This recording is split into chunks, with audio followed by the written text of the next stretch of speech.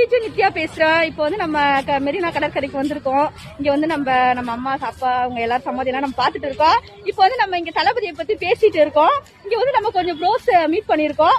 அவங்க எல்லாம் என்ன சொல்றாங்கன்னு நம்ம கேட்போம். இப்ப இவ்வளவு பேர் இருக்கிறதால எல்லாரும் பேரும் சொல்ல முடியல. ஆனா எல்லாருமே நம்ம தளபதி ரசிகர்கள். சரியா? சரி, இப்ப நான் உங்ககிட்ட ஒரு கொஸ்டின் கேட்பேன். அது வந்து நீங்க வந்து எனக்கு எப்படி சொல்லணும்னா அவங்க அதுக்கு ஒரு ஆன்சர் சொல்லுங்க. சரியா? சரி, இப்ப நம்ம தளபதி இருக்காங்கல்ல, அவங்களை எத்தனை பேருக்கு பிடிக்கும்? உங்க எல்லாருக்குமே பிடிக்கும். சரி, இப்ப அவர் வந்து அரசியல்ல வந்து இப்ப இருக்கிறது உங்களுக்கு பிடிக்குதா? அப்படி இல்லாட்டி அவர் வந்து படமே நடிச்சுட்டு இருக்கணும்னு உங்களுக்கு விருப்பமா? எப்படி சொல்றேன்னா படமே நடிச்சுட்டு இருக்கணும்னு உங்களுக்கு விருப்பம்.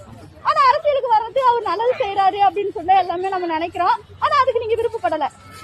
ஆனா அவர் படம் நடிக்கணும். சரி, இளைய தளபதி படம் நடிக்கிறது அவங்க எல்லாருக்குமே பிடிச்சிருக்கு. ஆனா அவரை நீங்க மிஸ் பண்றீங்க. அப்படிதானே?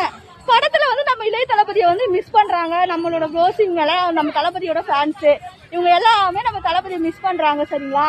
அதனால வந்து இப்ப அவங்களுக்கு என்ன சொன்னா நம்ம வந்து எப்படி சொல்ற 2K கிட்ஸ் இவங்கெல்லாம் வந்து எப்படி சொல்றதுன்னா அவங்களுக்கு வந்து அரசியல் பத்தில எனக்கு தேவை கிடையாது.